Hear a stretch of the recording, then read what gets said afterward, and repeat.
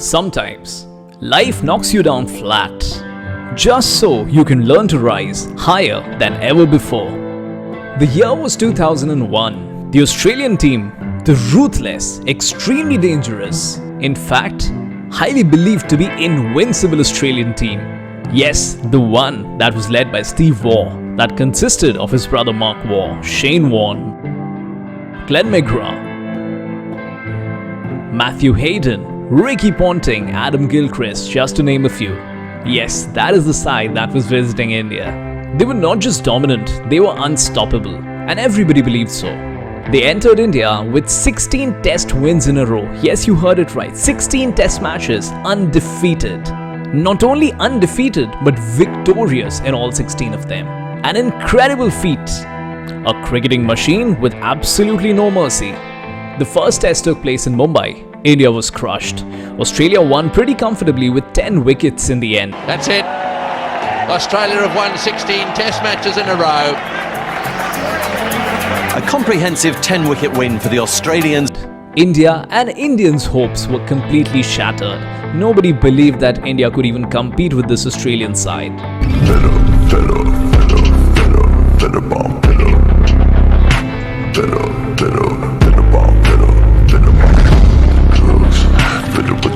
The next battlefield was the Eden Gardens in Kolkata.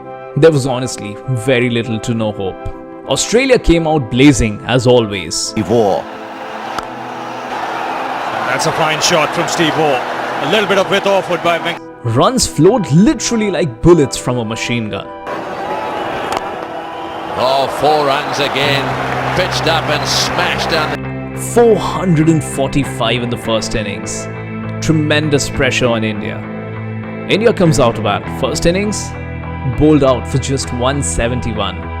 Again, a very depressing environment in the team hotel, in the dressing room, and all across India. The team hotel was absolutely silent. It was as if the team was just waiting for the test match to somehow get over and maybe lose by less than 10 wickets this time. A few players had already started packing their bags, believing that they'd probably have to take the flight the next day, which was at the end of the 4th day, because India honestly wasn't likely to survive the 4th day. And it was almost a certain innings defeat that we were staring at. It was a follow-on that India had to do, which means to bat again on the same pitch, the same ground, and the same match, 2 innings one after another, and Australia will of course bat in the end. The openers do give India a solid start, but both of them are unable to convert the starts into bigger scores. This time, at number 3, walks in a batter who usually batted at number 6. And the usual number 3, Rahul Dravid, who had been kind of out of form for some time, was asked by the Indian coach John Wright to bat at 6 now. So at 3 walks in a man who had never been called a match winner, often in and out of the team. Respected, certainly, but never feared. His name? VVS Laxman. So that morning, after a gritty 59-run knock in the first innings, which was the highest from the Indian side, coach John Wright told him, VVS, you're going to bat at number 3. Don't take your pads off. Because he was the one who was out in the very end of the first innings, and now he had to again walk in at number 3 in the second innings. So there was no point of getting the pads off. Because he looked the most comfortable. Because his wrists could make Shane Warne dance. Because India needed a wall before the wall. Laxman did his duty at number 3 very well. Sachin, unfortunately, came out at 4 but got out pretty early. In the air, and that's out. He's caught behind. At 5 came the captain, Saurav Ganguly. He stitched a pretty good partnership with VVS, taking India from 115 for 3 to 232 for 4. But he too perished at 48. Then walks in the usual number 3 at number 6 this time, Rahul Dravid. Time literally stopped. Hour after hour, over after over, Glenn McGrath's glare faded. Shane Warne's magic with the wrists fizzled. These two batters defined what it meant to be walls of Indian cricket. They just set themselves on the pitch and decided just not to budge. They continued to look comfortable and bat at ease. Every shot from Laxman's bat, a cover drive like silk. Oh, good shot. A flick through mid-wicket like poetry. The crowd's cheer kept on getting louder and louder. Laxman, Laxman, Laxman. But it wasn't easy for him. His back was throbbing and cramps biting into his legs. And yet, his face stayed absolutely calm, like an artist lost in his own masterpiece. In the dressing room, nobody sat anymore. All the players were on their feet, out in the balcony, eyes fixed, but hearts racing. They were witnessing history being created, a batting masterclass, a partnership masterclass by the two walls of Indian cricket. A journalist would later write, "This wasn't cricket, this was a rebellion." By the time the scoreboard froze, it read 281. Not the team score, but just one individual's. Guess who? VVS, or very special Laxman. The highest follow-on score in Test cricket history, India had done the impossible. With 657 runs at the loss of 7 wickets on the board, India declared. Australia now had a mammoth task at hand.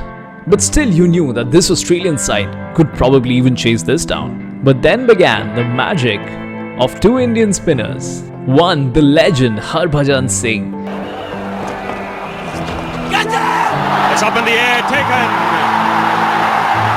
Bowling phenomenally well and picking 6 wickets. In the air and got it. And again, he's got it. That's the end of Gillespie. He went for... On the other hand, it was Sachin Tendulkar with his occasional leg spin and occasional off spin, picking 3 wickets. And it's a big shout again. The umpire has given him out. Matthew Hayden come. Both of them made sure that Australia was rattled for 212. Yes. Given him. That's the end of the Test match. India have won. India have won in dramatic style. The whole of Bengal are on their feet. The series has been levelled. That is, well, what a victory. The third team in 1,535 Test matches to win a Test. India winning this Test match comfortably. The invincible, unstoppable, ruthless, dangerous, scary Australian side beaten black and blue in India. Their 16-match streak shattered, and in a pretty stylish manner. That day, VVS Laxman did not just score runs, he brought himself back to life. And with that, the entire team, the entire nation, back to life. Indian fans started believing that India could again dominate world cricket. This was, of course, in the aftermath of 2000 match-fixing scandal, after which the graph of Indian cricket kept on going lower and lower.